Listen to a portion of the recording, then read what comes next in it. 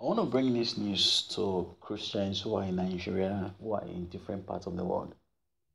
You have to understand something, that this thing called image is everything. This thing called integrity is everything. Do you know what it means? That you are labeled the son of a thief. Do you know what it means? It's a stigma that sticks with you that even affects you. But do you know what it means that you are being labeled as the child of the president? Or you owe some kind of honor that comes to you. There are many people who have come into the church. And these people, they are the ones who are dragging the name of the Lord in the mud. And because the Christians themselves have refused to speak because of fear,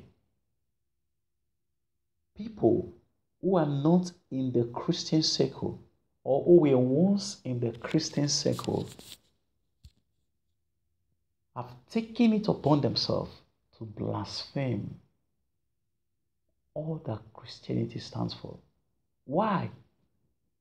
Because a man or certain men have taken it upon themselves to destroy the name of the Lord through their life.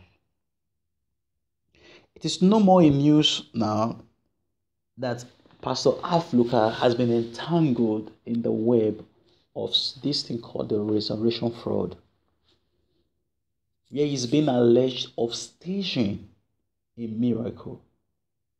And many reports say that the man who was being claimed to have been raised back to life was not actually there. His employer, this man's employer, has refuted such claim that the man did not die. The landlord said that the person who was being interviewed in the video and say, "Hey, I'm the landlord," is not the landlord. The mortuary said they don't have that record that this person died. The friend of this person, he said, "I saw this person yesterday. How come they are saying he's dead 3 days ago?"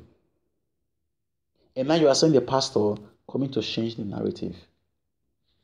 These are the things that are bringing the name of the Lord in vain. These are the things that are bringing the name of the Lord into the mud. Why? Because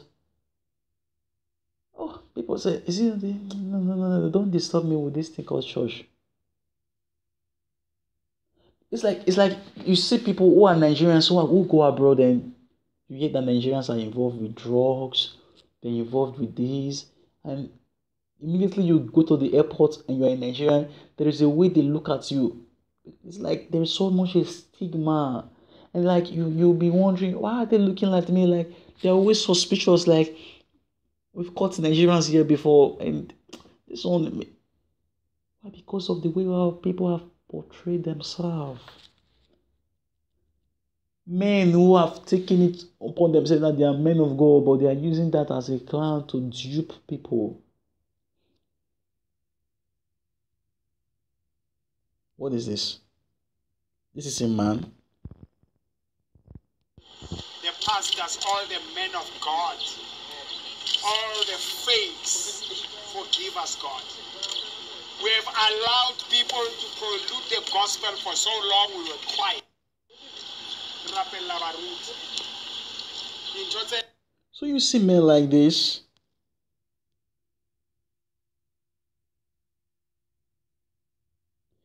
who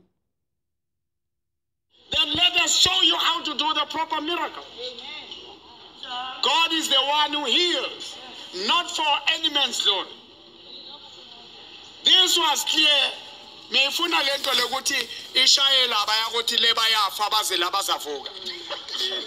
was business. Muruti, I don't know if you let Muruti say. This is really a shame. I'm not here to fight anyone. I'm here to get answers from my fellow brother in the Lord. If leaders are taking the pastor for wrong reasons, I'm ready to stand with the pastor. If pastor is accused wrongfully, I'm here to do it, to say no, they can't do this to the men of God. If you media really what you're doing, you are lying about the pastor, I will really speak against you. But it's clear that you are right because they don't want to see me. They don't want to give any proof. They don't want to talk. I just want the proof.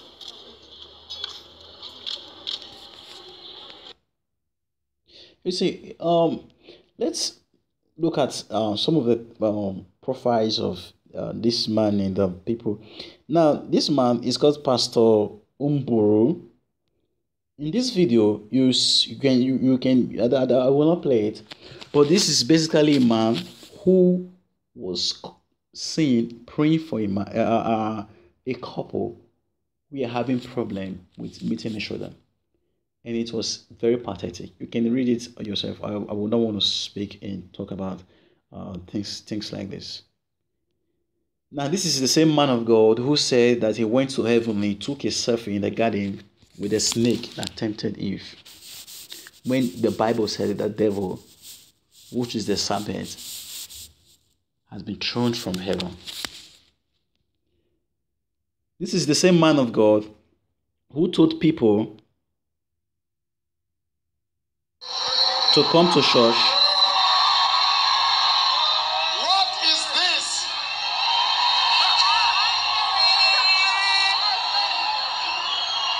This is the same man of God that told people to come to church and with their underwear and to touch their private parts. Listen, if we in the church cannot call to caution those who are trying to bring the name of the Lord into the mud, if we cannot caution them, then a great mass. Listen, when people wake up and say, when they start bringing laws and they say, listen, anything called, like in China, they say there's something like Christian gathering. It is illegal. Why? They will tell you that the Christians it's distracting the people, distracting the youth, and then we just give you one excuse. So Africa is going to come to one point where they will tell you that it is illegal to have Christian meetings. They will give you reasons like, oh, Pastor Mboro, Alph Lukau, and Bushiri, and one man of God in Nigeria, one man of God like this, who said this, who is doing this, and they will give you the reasons, and then, oh, the government will have justifiable reasons to cancel it. And then they will leave the good part, the lives that have been transformed as a result of Christianity. The marriages that have been restored, they will leave the good part. Why? Because evil news travel faster than good news. That is one of the things you have to understand.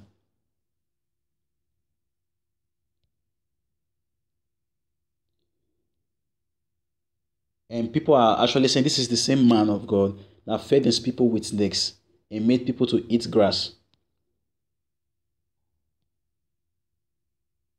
This is the same man that went to heaven and said he took a selfie with the snake and all that. And these are the things. And when you look at his car, can't you see the car? The car, does it look like a cheap car in your eye? Do you know how much that car cost? And these are the men. Do you think these men will escape the judgment of God? And listen, I want to say this, that if you are in the church, you should speak. You see, when there is a daddy freeze, let me